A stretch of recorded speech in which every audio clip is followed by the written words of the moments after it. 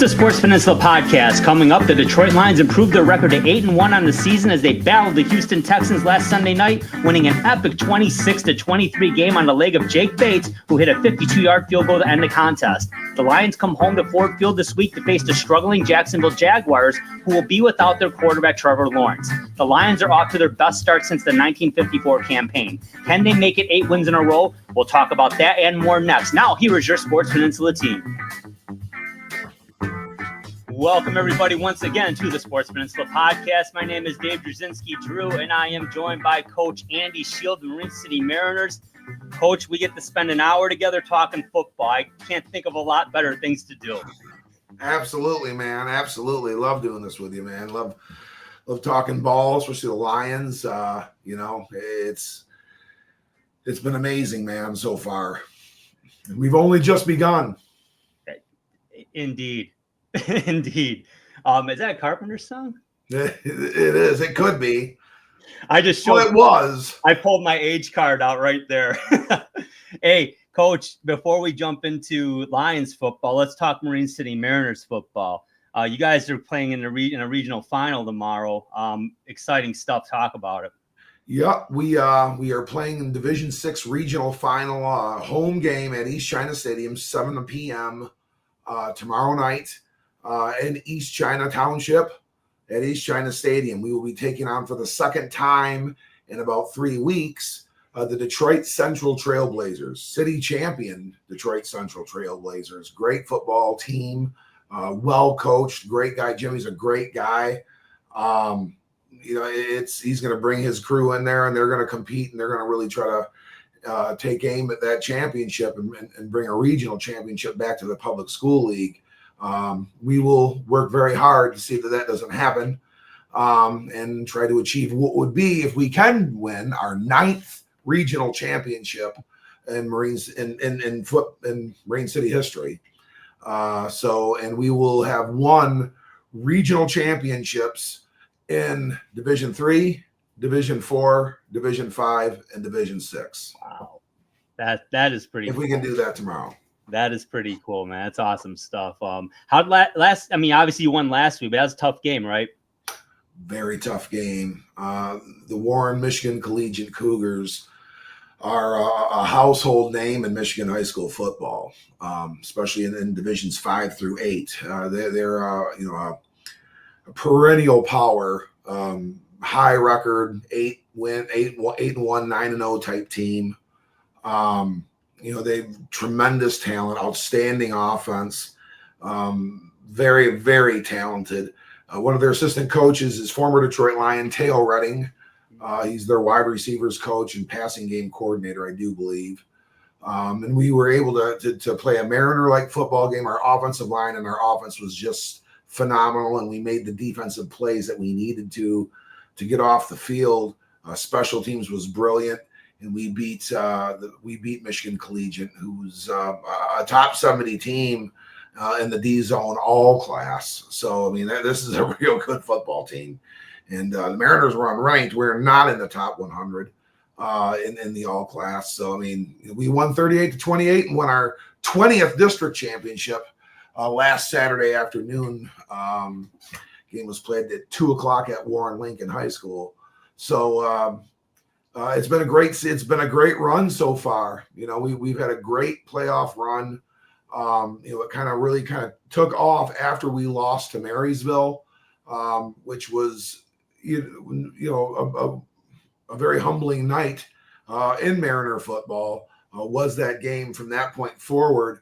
We beat Jackson High School, who was a Division 3 playoff team. We beat Detroit Central, who will be playing again tomorrow. Clintondale, Michigan Collegiate, and here we go into the regional. But so it's a lot of fun. And after this one, then you're 1 of 4. And the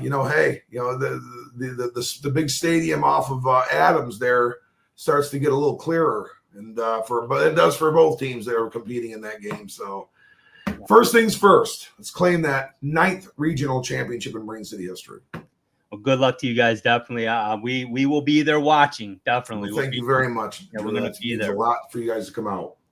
Going to be 4 miles from where I grew up, Coach. It's always good to go back up to East China Township. I grew up in China Township, right? everyone's like, where the hell are those places at? That's cool. Everyone used to say that to me about Marine City, but honest to God, ever since the football program's taken off, which was, last 30 years, people know Marine City because of that. And now they know it because it's kind of like a hidden gem destination. You see videos all the time. Hey, it's a hidden gem. Come to Marine City. I'm just like, wow, who would have thought when we were in high school, people would be talking about it like that? But it's pretty cool. It's neat. It's a special place. Indeed it is. It is truly a special place. Yeah, and to go on a downer, but I mean, I think it's incumbent on us to talk about this date 54 years ago was that tragic plane crash with the Marshall Thundering Herd, where 75 players, coaches, and other media type and other supporters all were tragically killed in that plane crash. And for the Marshall team, they made the movie We Are Marshall with Matthew McConaughey, and that was a great film. It's a tragic tragedy, but certainly an inspiring story how that group rose above, and then we're able to regroup and do some special things after that. Talk about that for a moment. Yeah, they were members of the Mid-American Conference. Yeah. They were a couple different times in their athletic department history. They were a member, at that time. I'm not sure if they were a charter member. They may have been a charter member of the Mid-American Conference. I know they were, members of the conference throughout the 60s, into that time in 1970, where they had to essentially kind of shut the program down for a while and basically tried to reignite it with like a walk-on roster with a few survivors. And grew it from there as it was portrayed in the movie, which is an amazing story. And the program, grew back to being a power, and they once again joined the Mid-American Conference in the late 90s, and we're the preeminent power. We were glad to see them leave because no one else was coming close. I think Toledo did once, or maybe Ben Roethlisberger did once when at Miami, but. It was the Marshall show there for a while, and Western gave them hell. They did. Western was the team on the west side, and Coach Darnell had some great teams that just could not beat Chad Pennington or Byron Leftwich or whomever was the quarterback at that time over at in Huntington, West Virginia. But very one of the more solemn days in American sports history when a full team dies while traveling. And that's something that, is probably, not a lot of different examples of that. Thankfully. There really aren't, because, I mean, the last one we had was in the KHL. Yeah. When that, when they had a devastating travel tragedy and catastrophe and lost basically. There were some birds the team, or Howell Dimitra, Brad McCrimmon was the coach. I mean, he was a former player in Detroit. Yeah, they were all tragically killed. Terrible stuff. You hate talking about that stuff, but it is important. They rose from the ashes, right? And that's what they said. We are Marshall, and Randy Moss was a big part of those '90s teams too, with Chad Pennington. I remember they playing in the Silver Dome for the Motor City Bowl versus Ole Miss. Deuce McAllister versus Randy Moss. That's probably one of the better bowl games in Detroit history. It was a great game. I remember watching that. I think I was on Gratiot. There was that I forget the name of the bar there. Wild Woodies. That's what it was. You remember that place on Masonic and Gratiot there? I don't know if it's still there, but that's where I was watching it. That was an interesting game. Hey, Coach, we're talking Lions football now, and we got the Jacksonville Jaguars coming up this week, but certainly we want to talk about last week's game against the Houston Texans. And unreal. I mean, a tale of two games. But let's talk about that first half, Coach. I mean, we know about Jared Goff's 5 interceptions. But what was your impression of that first half, and what were you seeing that we know it wasn't working, but what in particular did you see it stood out to you? A tremendous game plan by the Houston Texans coaching staff. D'Amico Ryans and his staff were fantastic. I mean, they really they really had the kind of the magic potion to attacking what Ben Johnson had dialed up originally. And it got Jared Goff off schedule.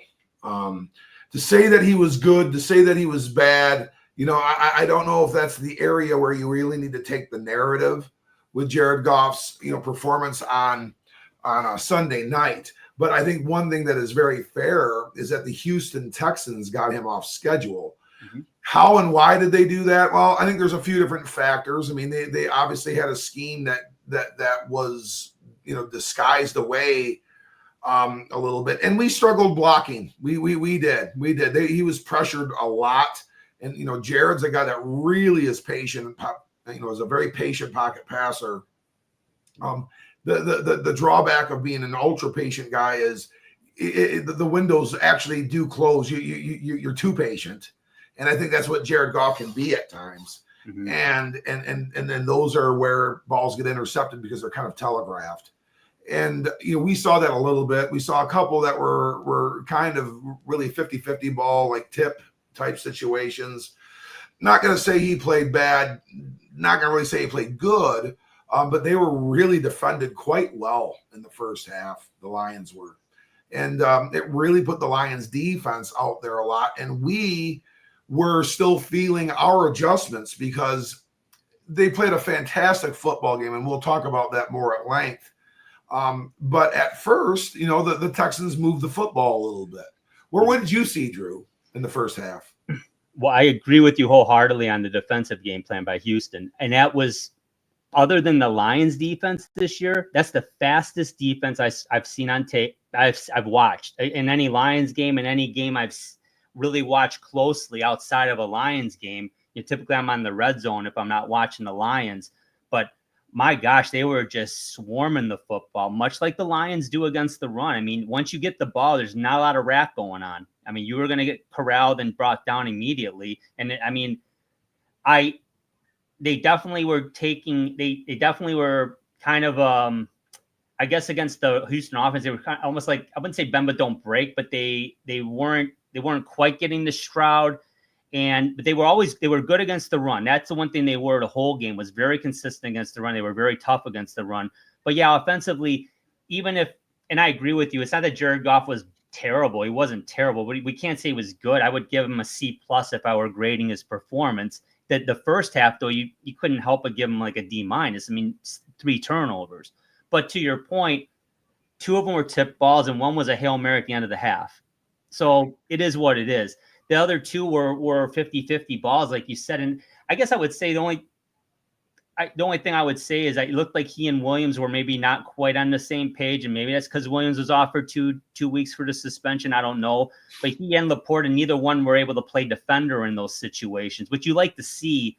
And again, I'm not being a Jared Goff apologist, but it is what it is.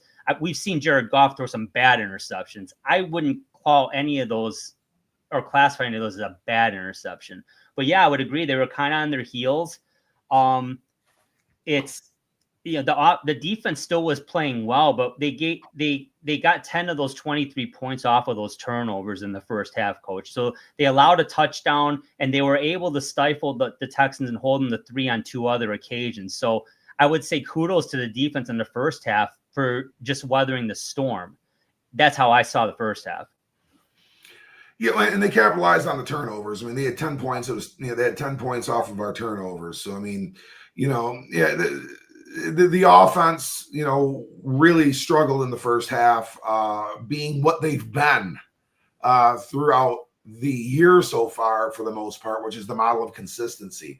And it was the other time that we kind of saw the offense just off schedule. It just didn't seem like it was the Lions offense, was the Tampa game. And but again, it kind of felt like that was going there. Yeah, very good defense. Yeah, but lackluster offense, and then Baker Mayfield did all sorts of things in the second half. The defense wasn't that great. Yeah. That being said, it just had, the first half vibed that way, quite a bit. We didn't have a lot of penalties. That was a good thing that we saw. Yeah. We didn't give up a lot of touchdowns. We stopped them short of the goal line, and the field goal opportunities, which was the saving grace, really, because this thing just really, we were shooting ourselves in the foot with turning the football over, and then we create a big turnover, start driving down, and Jared Goff throws an interception. I apologize. They got 2 touchdowns in the first half. I apologize. They did get the Mechie touchdown at the end, near the end of the second quarter. Yeah. So I mean,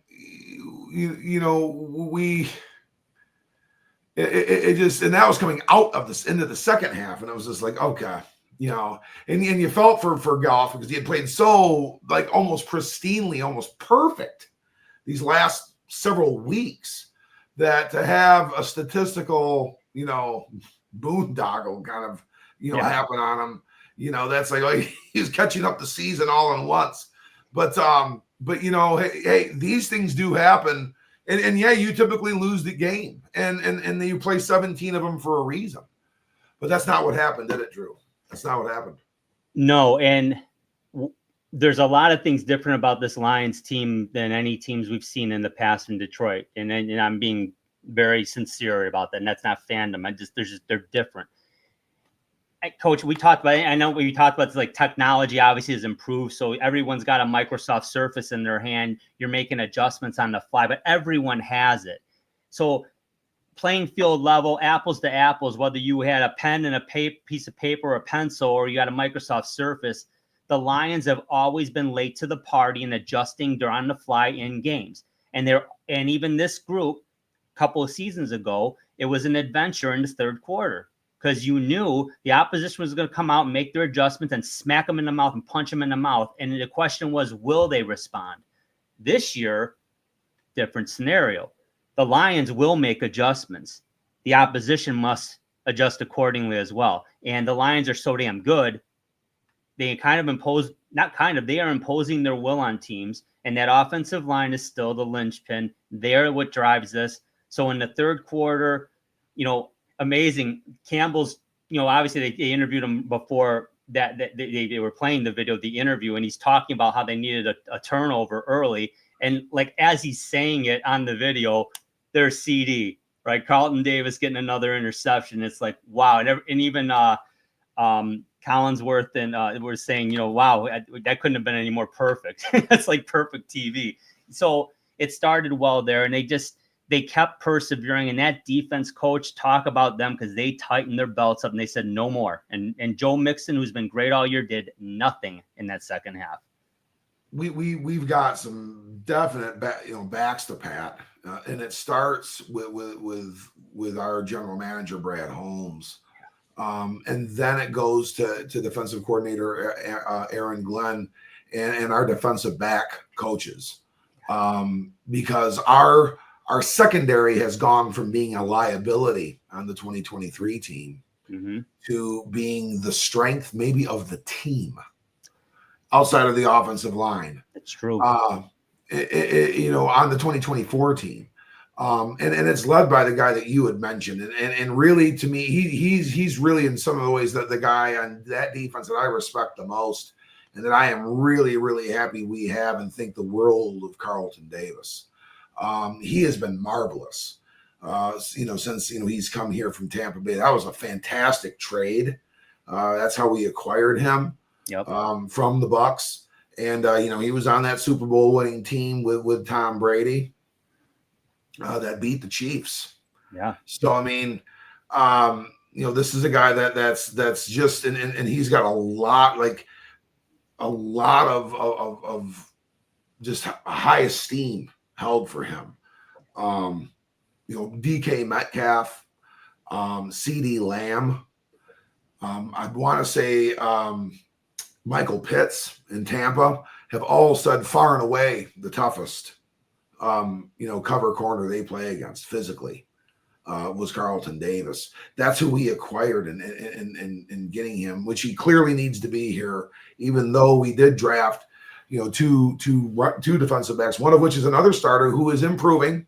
Got away with another PI. He lived a little bit of a charmed life. Had he got stung on that and we didn't win this game, he would be getting, smacked on the wrist pretty hard by the folks this week. Yeah. But that's not the case. He kind of got picked by Anzalone too. I think that's why they called it incidental contact. But Terry and Arnold's playing better. He is definitely playing better. They're sticking with him, which is what they should do, and he is improving throughout the season. So our best years are clearly ahead with Terry and Arnold, and then you have Brian Branch and Kirby Joseph, who it's just we have the best safety tandem in the league. I don't think it's even close. No. Both of those are probably all pro safeties, let alone the Pro Bowl. So, I mean, at this rate, that's what we're talking right there. And, they both are absolute ball hawks, tacklers, playmakers, leaders on that defense, getting, always in the right spots. It's been fantastic. So, I mean, we needed someone to step up because of the loss of Aiden Hutchinson, and that has been the narrative about the Detroit Lions defense ever since that fateful moments early in the third quarter at AT&T Stadium in Arlington when he went down. Yeah. We do have that reinforcement, which Drew, you're going to definitely talk about here in a minute. But buddy, they've since and I'm not throwing shade at anybody. We all wanted to have some sort of reinforcement brought in to fill or in for the role of Aiden Hutchinson, because it was just such a massive statistical loss in pass rush numbers, whether you're talking about hurries, knockdowns, whatever the case may be, batted balls, sacks, obviously. It was amazing, what he was able to accomplish during that time. We have that. You're going to talk about Zadarius Smith in a minute here. Yeah. But we've destroyed basically everybody we've played and won a game against a great team, which we played poorly without Aiden Hutchinson or Aiden Hutchinson's replacement. So, folks, we did not need to get Max Crosby. We did not need to trade 2 firsts, 2 seconds, 2 thirds, and Jahmyr Gibbs to the Cleveland Browns for Myles Garrett like Tannenbaum wanted us to do on ESPN. We didn't need to do that. We didn't need to do anything if we really didn't want to.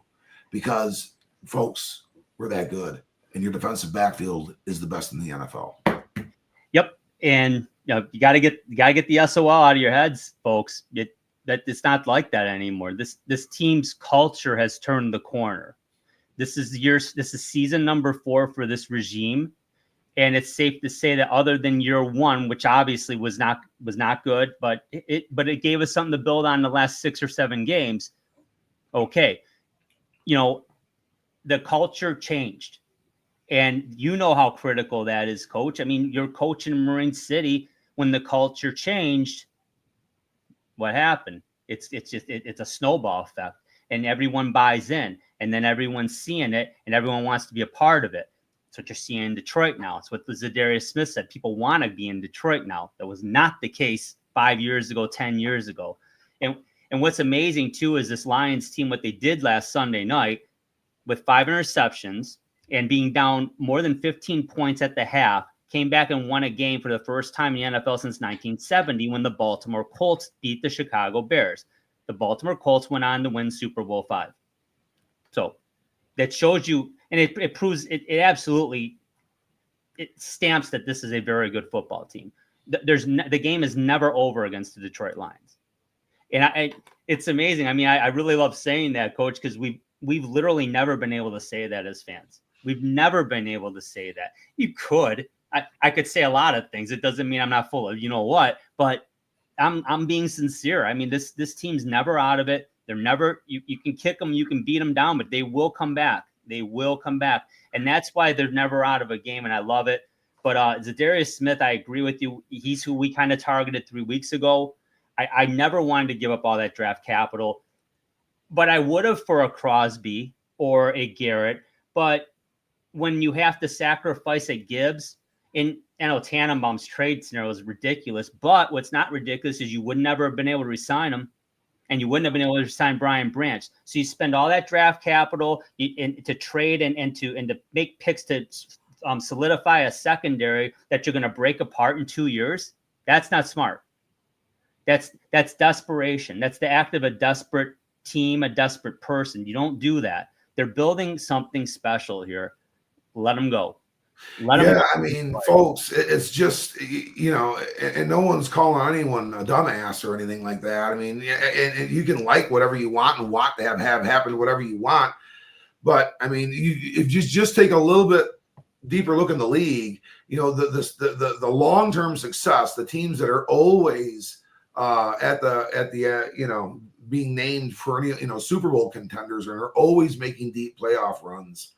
The Baltimore Ravens, the Pittsburgh Steelers, the Kansas City Chiefs, the Philadelphia Eagles, in years past, New England Patriots, in years past, the Dallas Cowboys, the New York Giants, Green Bay, and you could still quantify them. They're in it today. Absolutely. So they build their teams, they pick their players, and they make them rich, and they stay at their destination. They use their cap money on the team that they draft. And that's what the blueprint is here. That's what Brad Holmes has done in quick order, if you really think about it. It's been in quick order. And we don't want to you just don't want to stray off of that too much. I mean, what we traded away this past draft, and we did make some trades too with draft capital for Carlton Davis as well. Yep. We got to be careful with that. And I think we're in prime shape to trade back and maybe completely out of the first round. I mean, I think we are looking at a very late 20s, maybe even into the 30s. I mean, if things keep going, we're going to be in the 30s in that first round pick, which is, I mean, what have we ever said that? Just trade back into the 40s. Let's acquire another third or something like that, and get a fourth back, and then we're cool, because we likely are to get a slotted player, 10 picks out from that first round pick anyway, that we would want. Not turning this into a draft show, but we're just making the point. Our draft picks are gold bullion. Yeah, that is what they are to the Detroit Lions. We don't want to mess with those too much. No. And because this team is, we've seen it in the 1984 Tigers. We've seen it in the bad boy era Pistons. And in 03-04 was awesome, but come on, let's face it. The 89 and 90 teams were the teams that we expected to win. Yeah. I would say that I'll put it on the 2002 Detroit Red Wings. Oh yeah. All the other championships, the other three that we were able to see and with our own eyes, were great. Okay, 98 and 2002. 97 was kind of an awesome thing we always longed and hoped for. But that didn't really come to fruition until that March 26th game against Colorado. Right. Fight night. Right. And because up to that point they were playing well, but you didn't quite. They didn't beat Colorado all season. They were in third place in the division. They were going to be they're a good team, but that game, all of a sudden expectations elevated, and they didn't really look back after that. And but that 02 Red Wing team and then the 89 Pistons, like you said, and the 84 Tigers, you just knew going in. You just kind of knew, like, man, this is going to be a special season. I sincerely feel this way about the Lions. And that's why I brought that up. The 2024 Detroit Lions, they feel that way. They just feel they every turn they're better than even when they're playing not the greatest. Mm-hmm. Drew, what did you see in the defense? The defense was marvelous, and I know I went on and on about the defensive backfield, and now we've gone into tangents about championship teams from the past. But what else on that in the Houston game did you see? I mean, I know C.J. Stroud is not quite having the rookie campaign that he had before. Again, I mean, I think, much like Jared Goff, I think it'd be premature to say this is a crap year or something like that. That's not true either. Mm-hmm. But it's not quite as robust as he was. And he didn't look like he moved the ball very successfully in the first half, but we figured him out. What are your thoughts? Yeah, and you hit it on the head. They figured him out, and they made adjustments. And, I mean, let's face it. I mean, injuries are part of the game, and you list the litany of the injuries the Lions have had this year, especially with Hutchinson. But, Nico Collins and Stephon Diggs are their top 2 receivers who are not playing. Now, they're a deep team. They still had Tank Dell and John Mitchie there. Those are good receivers. They still have Joe Mixon in the backfield. So, I mean, imagine how good they would be with those guys in there. However, hey, guess what? I don't think C.J. Stroud's going to be looking as clean as he was if 97's playing either. So, touche. The bottom line is they are a very good football team.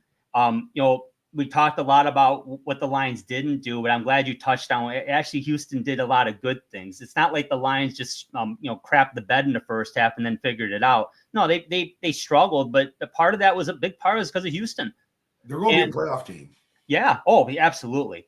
And they're going to smoke Dallas on Monday night. I know that was the marquee game. It's going to be a wake up call for them, and they're going to enjoy. They're going to enjoy that one. And who would have thought? And I know I don't mean to go on another tangent here, Drew, that people would be waiving the Dallas Cowboy quarterbacks in fantasy football. I did. Oh yeah, I mean once Prescott's out for the year now. I mean in the season, let's face it, they're not offensively. They've got to do some things differently. Defensively, they're still a good football team. I mean they've got a lot of good things going on defense, but offensively they have some work to do. They need a running game. They don't really have that. They got to have a complimentary receiver to CeeDee Lamb. And it's glaringly obvious they're missing that. In the past, they had Michael Irvin. They also had Alvin Harper. You had, Michael Gallup was always a solid receiver, for the Dallas Cowboys. There was always a secondary guy there. And I think they're missing that this year, obviously. But, getting back to the Houston game with James Houston, ironically. Yeah, I know. All of a sudden, it's like, that's the guy we saw in his rookie year. That's the guy. So, there it is. I wasn't sure. And now it's encouraging. And then you get Zadarius Smith into the mix, a fresh rested Zadarius Smith. And by the way, that was brought up a lot. I mean, that was a gamble. The Lions could have used him in that game. And instead, they kind of did they did the right thing. They said, you know what, we're going to give this guy his bye week. He needs it. He's got to check out. I mean, they're human beings, people, right? I mean, I know they make millions of dollars and they're public figures, so they're in line to get just destroyed on social media and everything. But they're human beings. That there were 2 hurricanes in Florida. The man didn't even get to see his house yet. They did a really good thing for him. They win the game, and he is going to be ready to rock and roll this week coming up against Jacksonville. I'm so excited to see 99 in that lineup. That is going to be sweet. But, I just think that Houston was able to – he really became very effective in the second half. McNeil and Reed are doing their thing again. The linebacker play has gone under the radar all year. We talked about the D-line and Hutch, and now we're talking about the D-backs, but that middle group there – Anzalone and Campbell specifically, because Derek Barnes has been lost. He's going to be lost for basically the year, and he's been gone they really haven't had him since week 3, I believe it was, Coach, or week 2. And Malcolm Rodrigo's been out a couple of weeks now with a bum ankle. I don't know if he's going to be back this week or not yet. We don't know because this is Thursday the 14th. We're doing this. I don't think so. I think, he may be because Bo Plain was re-signed to the practice squad, not to the active roster. He was active against Houston, then he was released, which would tell you that Rodrigo is ready to come back without him being named actually coming back. And Bo Plain was re-signed to the practice squad. So there's a good chance I think we could be seeing Rodrigo. So that would be good. Although, let's be honest. I mean, I don't want to segue in, but we might as well segue in now into this Jacksonville game. So let's talk about it. We talk about the Lions offense here first. What about Taylor Decker, Coach? He's got the shoulder. I know he's questionable. He didn't play last week, and I think they missed him. I wouldn't say Dan Skipper played well, but that was one thing we saw in the first half, though. They were getting a lot of penetration on Goff, and like you said, it threw him off kilter. He wasn't used to that, and they did solidify in the second half, but is this maybe a game because you're playing a Jacksonville team that's struggling this year without Trevor Lawrence in this game? Mac Jones is going to be the quarterback who was cast off from New England. Maybe this is the game you give Dak another week to rest. I don't know. What do you think?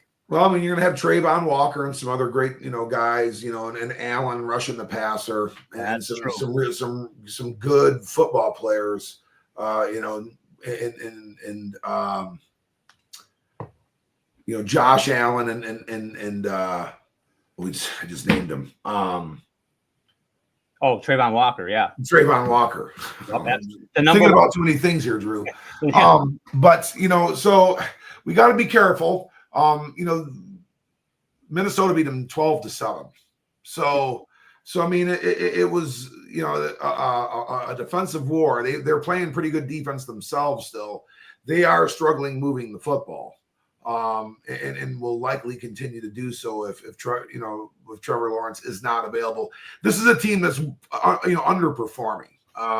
Quite frankly, they've gone from being the AFC South champion 2 years ago. Believe they were still a wild card team last year, weren't they? Yes. Yeah, and to a team that really is kind of downshifted. It looks like there's some underperformance. I know there's some injuries, but they're not getting much out of Travis Etienne. Obviously, Trevor Lawrence is underwhelmed. They're 2 Clemson Tigers that they have brought in, which tells me that maybe the blocking's not the greatest either. So they got problems on offense. And yes, it would be something that you would entertain. And Christian Kirk is now out. Is another one. So, I mean, with our defense kind of licking its chops, but I mean, you don't want to do that for the sake of, our offense may not be at its full capacity. We have to be smart and play, Taylor Decker next when he is healthy. It certainly does not feel like it's this game. Yeah. That being said, I mean, we do want to make sure that we are securing ourselves in the best way possible in blocking for Jared Goff. We have an injury there. We're in trouble. Oh yeah, we are in trouble. Everything's going to go from good and glitter to scary in a hurry. So I mean, we got to be smart. We got to be careful. But we're banged up on the offensive line. I mean, Kobe Sorsdahl has been out. Giovanni Manu's he's not going to play this year. I mean, something's up there. Christian Mahogany, who's not a tackle, he's a guard. He's really not been able to play. We've had injury issues. Of course, Frank Ragnow is always a concern. You've had Graham Glasgow get a little dinged. These are those are veteran guys. And Taylor Decker, we saw him get kind of worked a little bit in the weeks previous. Something wasn't quite up, is not right for him. It's a shoulder, which I think is a chronic issue for him. So I mean, it's something that we have to manage and we have to do right by. He's one of our unequivocal leaders. Penny Sewell's, I think, quickly becoming the star of the. I mean, it's a star-studded offensive line, but he's kind of like almost like the true alpha dog. With Frank Ragnow kind of almost being like a Joe Dumars type, like Steve Eiserman type, person in there, kind of that rock solid bedrock guy.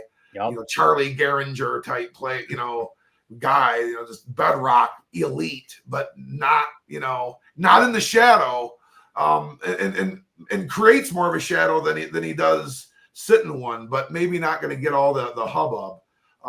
Then you've got Decker, it's probably right next there because he really, by Pro Football Focus, has been one of the more efficient left tackles his entire career. There, even in some of the poorer eras, poorer teams that he played on earlier in his career, he was routinely in the top 5-6 left tackles in Pro Football Focus overall grades. So we got to get him back. Is he that caliber player? So, I think he's a top 12, top 15.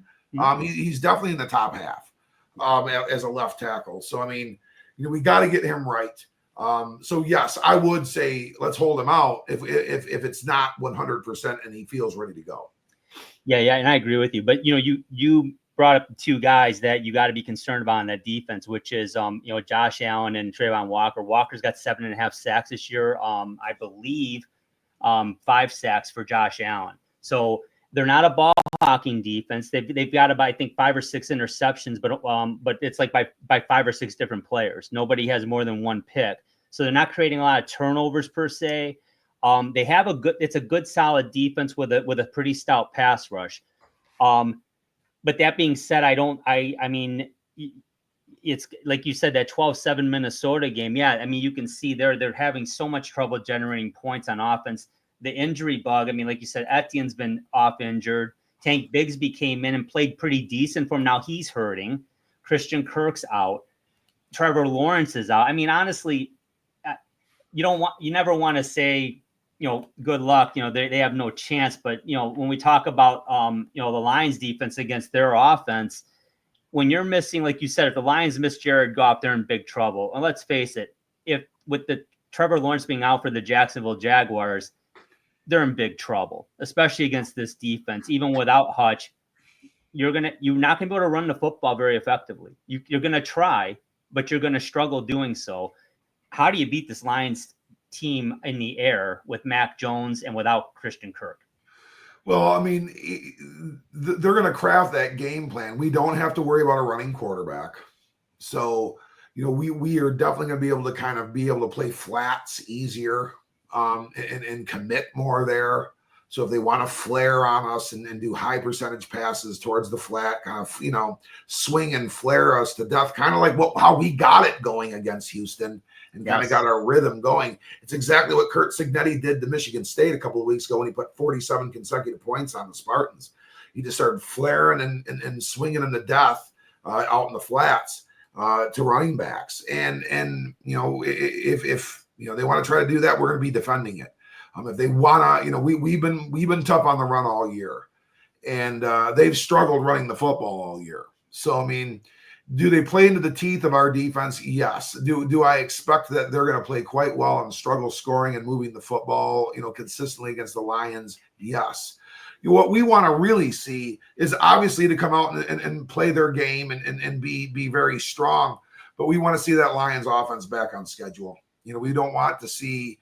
It's way too early to call this some sort of like, slump or something or huge, debacle by, with Jared Goff and his 5 picks, or if you want to call the Detroit Lions offensive 5 picks, it's still, he's the guy that threw them. So, if we had another game where we were, turning the football over consistently, whether it be an interception, fumble, whatever, wouldn't be good. We don't want to see some sort of attrition there. We don't want to see ourselves fighting ourselves on offense through turnovers and penalties. That's one thing you didn't see against the Texans was a lot of penalties on that offense. So, that has to be that way as well. And we have to be patient. Don't put more on Goff's back for any given reason. Let him be who he's going to be. We don't need to talk on any magic formulas for the Detroit Lions offense. Let's face it, the Houston Texans defense is much better than the Jacksonville Jaguars, even with them playing pretty well against Minnesota. So I mean that's kind of how I see it, Drew, in regards to our let's get our offense back on schedule, because I really think our defense, if we're just consistent, we're going to be just fine. I have a feeling that we're going to see a lot of number 5 breaking some runs. I think what I would like to see it's David Montgomery bobblehead day. Ironically, right? Decker gets another week of rest. I would like to see that. I would love to see them establish the run early and often, which I believe they can do, because that'll nullify that pass rush. Because then they can't pin their ears back and go after Jared Goff. They have to respect the run, and they're gonna get hit twofold by Montgomery. When he needs a break, they're gonna bring in that Gibbs fellow. He's pretty good. Man, I mean, it's special. It's just special. But to me, this game is, I would like to see them establish the run, like I said, early and often. And then, like you said, when they were able to flare the ball out, it had forced Houston to come up. It forced them to bring a safety up in the box, right? Because you got to respect that. That's what opened things up. And I believe they'll do it. What I like too, Coach, I know I'm bouncing around a little bit here, but defensively though, I'm loving what Aaron Glenn's doing because now we're seeing tight press man coverage. We're seeing a team that, yes, they're picking their spots when they're pinning their ears back and rushing, but they're doing a hell of a job containing the opposition quarterback in the pocket. We saw it initially against Arizona.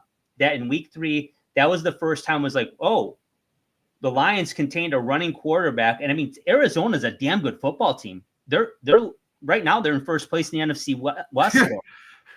But Detroit handled them, and they handled Kyler Murray. They've not been. They handled Jordan Love pretty well. I know he's banged up, whatever. They were able to contain him. Now, like you said, Mac Jones is not a running quarterback, so I think you can collapse that pocket on Mac Jones. He's going to make bad decisions too. No, I'm not trying to knock the guy, but I mean, there's a reason he's not starting in New England right now. You got to make him uncomfortable, make him make bad decisions. They're going to try and run the football too, though, Coach. I mean, they have to try that. I don't know. I don't see how Jacksonville wins this football game. But what are your thoughts? Yeah, I mean, I just, things seem to be playing, just so well. I mean, it just everything's so nice and tight here. But they are NFL caliber athletes. The Lions just have to kind of do at least versions of what we describe that they think what we think they're going to do, but what Coach Campbell and that coaching staff has planned, and how they want to make it work. And offensively, we can swing you and flare you to death. We can ground and pound pretty much anybody, and that really is probably going to be some sort of part of the equation, Or if you really want to take the box away and you really want to be able to be out in the shell and play real stiff and tight on the perimeter, well, then we'll have the middle. We're going to block you, and we're going to get the middle of the field going, and we're going to have Amon-Ra and Sam Laporta doing all sorts of work there. And number 9 is going to just get behind you, and we'll dial it up, and it's going to be on the money, and he's going to score, and there's going to be the place is going to absolutely explode, because they love it when J-Mo gets a big play in there. Oh yeah, and they love it when anybody does. But I mean, they'll go on and on and on and on and on, and that kind of an atmosphere will kind of at least just make it difficult. It's just going to make concentrating more difficult long term, especially if things aren't going the greatest. You're just not going to hear as well. The calls they're going to become more survivalist by the Jacksonville Jaguars. And I don't want to kind of play that narrative. This isn't like some SEC Alabama podcast when they're playing Northwest Louisiana Tech or something like that. Those week 11 SEC crossover FCS games that they would play up in the end of the season, which is the weirdest thing of all time. It's the NFL. I mean, you wait and see. We're going to be sitting there eating a big old shit burger when we talk about a 14-10 Lions loss or something like that. Stranger things have happened. Oh yeah. So I'm not trying to speak all arrogant about this, but we both are on the same page here. We need to manage this victory and get to be 9-1 for the first time since when, David? Is that 1930 or 34? I'm sorry, because I know this is the greatest, I think, winning percentage year in franchise history. Yeah, this is the best start since 1954 now at being 8-1. Yeah, I mean, it's unreal. I mean, yeah, you're talking about right when they came to Detroit was 34 because they were the Portsmouth Spartans. Yeah. That. So pretty neat stuff. And, before we get into our predictions, though, Coach, you touched on the crowd noise and stuff. And I know, we're fans too, right? We've been fans since 1980, right? We're huge fans. We've lived and died with this team. We screamed our lungs out and cheered. We've screamed our lungs out in agony and in anger many times. And the fan base, and let's face it, I mean, the fan base can be a bit fickle, but man, this year and last year, I mean, I've never heard our fan base travel to another stadium and create a false start. And not in the fourth quarter, but early in the third quarter. I'm like, you don't hear anybody's fan base doing that. No, I'm like, wow. I mean, God bless them. I mean, they have the means and the wherewithal to be able to go that and travel like that. In that, I mean, of course, people do it all the time, but that many, that's impressive. I mean, that's dedication right there. That's pretty cool. Oh, it is. I mean, it is electric. It's a special thing we haven't, like I said, we haven't seen it here for the Lions. We've seen the Red Wing fans travel like crazy. Not so much travel, it's just they're everywhere. I mean, you go anywhere, there's Red Wing fans everywhere. In mass. I mean, they're original 16, but the Lions, let's face it, there were some years that, I mean, why would you couldn't justify spending money like that to go see them play like that? You just couldn't. I mean, it is what it is.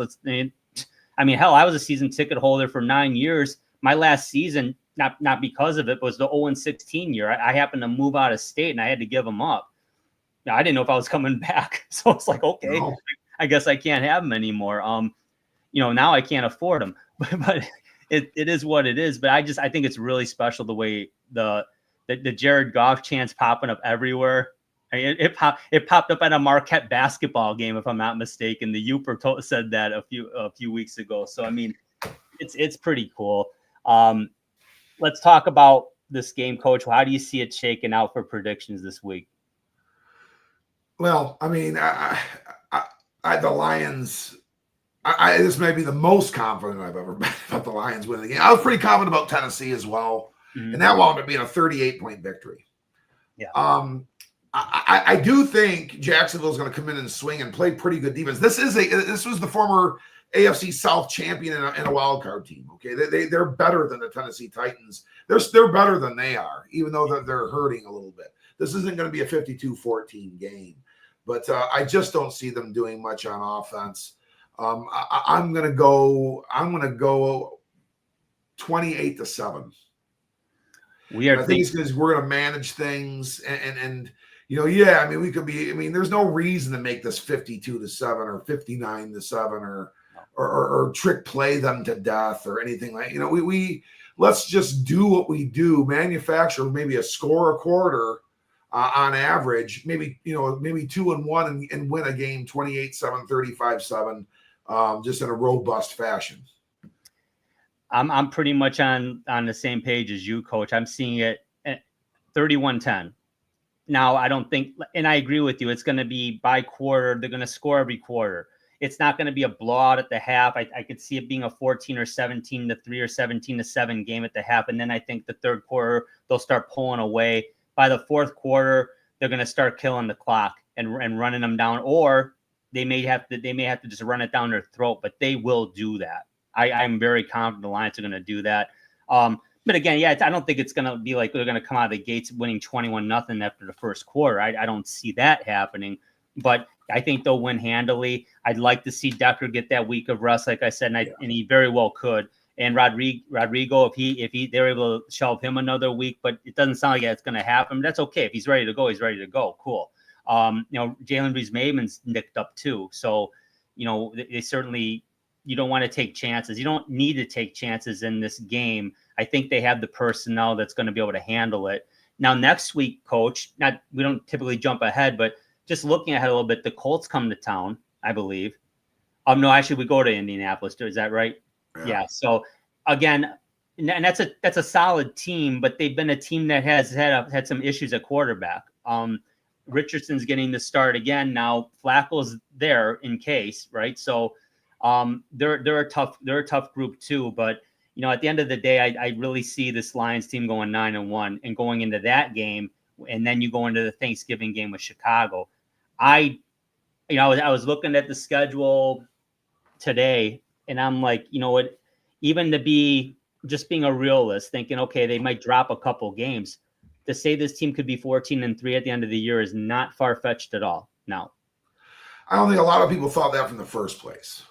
We just didn't know which ones they may lose. And I don't know if it's the old football coach in me, Drew, or not. I am very cliche, and it is my approach. It's just that's what I've done because I've just been blessed to do this for, not my living. It's been, it's helped me buy my Christmas gifts for the last 30 seasons. Yeah, that's a beautiful thing.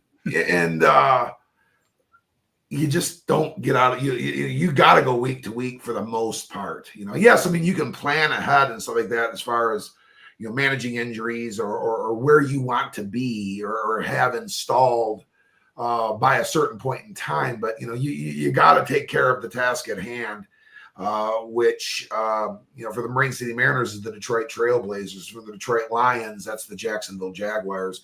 I think you're wise to do what you just did and take a look at how we can maybe manage our roster. Do we even have Decker wait yet another week and say let's target Thanksgiving Day?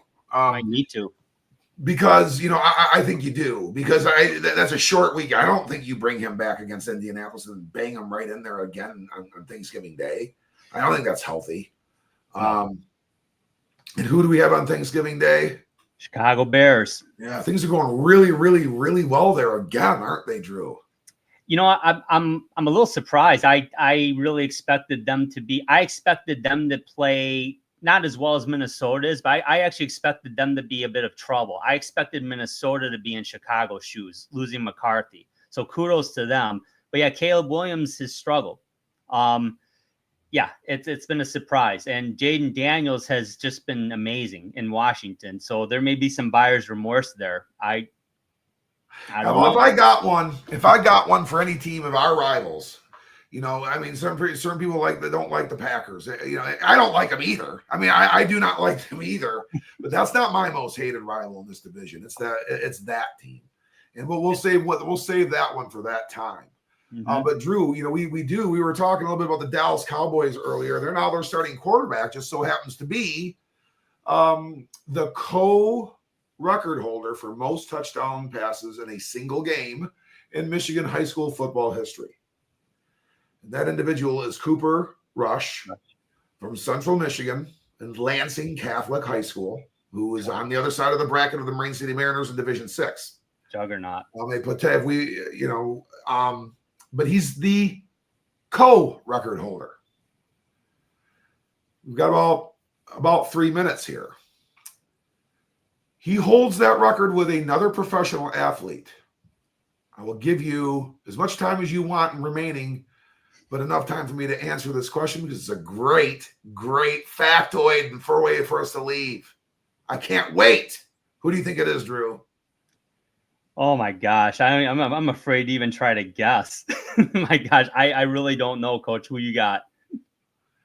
Cooper Rush, Mm-hmm. 8 touchdowns, Lansing Catholic High School. Andrew Kopp, Ann Arbor Skyline, 8 touchdown passes. Detroit Red Wings center Andrew Kopp and Cooper Rush are the all-time record holders for touchdown passes in a single game in Michigan high school football history. Wow. I knew about is that cool or what? Isn't that kind of neat? Cool. It's very neat. At 8 touchdowns in a game, holy crap. It's Andrew Kopp. I remember we have talked about Luke Glendenning playing football, and really being a walk-on. Yeah, another great high school football player in the state of Michigan. Yeah, it's pretty special. That's wild. It's wild to see Cooper Rush. We knew he's a solid, very solid quarterback at Central. And certainly we were concerned about him when they played Western. He's good.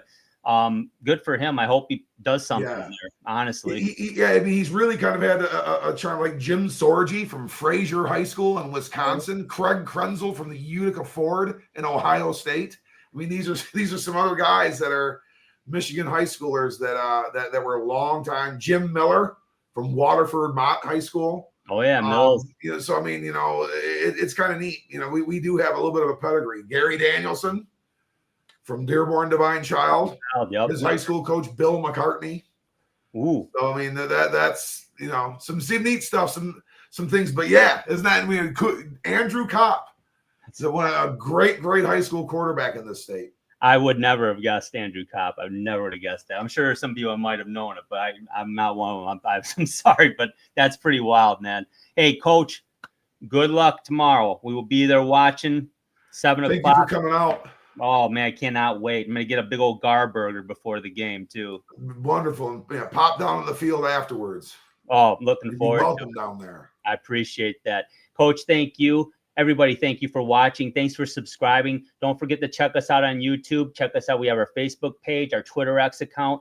We're also on Saturdays at 7 p.m. on the ESPN network on the Roku channel. We're really proud to be a part of that. It's been special, been part of it for about a month now. So we're looking forward to maintaining that relationship. So check us out 7 o'clock on Saturday. For Coach Andy Shield, Marine City Mariners. My name is Drew. Take care, everybody. Thank you for watching. We'll talk to you next week. This has been the Sports Peninsula Podcast. Thank you for watching, and don't forget to subscribe to our channel. Follow us on YouTube so you don't miss an episode at the Sports Peninsula Podcast. You can also follow us on Twitter X. Just look for @SportsP Podcast, and follow us to keep up on sports around the great state of Michigan and beyond. You can also catch our show every Saturday night at 7 p.m. on the ESEN Network channel as part of Roku. When you want to hear all about sports in the great state of Michigan, there is only one, Sports Peninsula Podcast.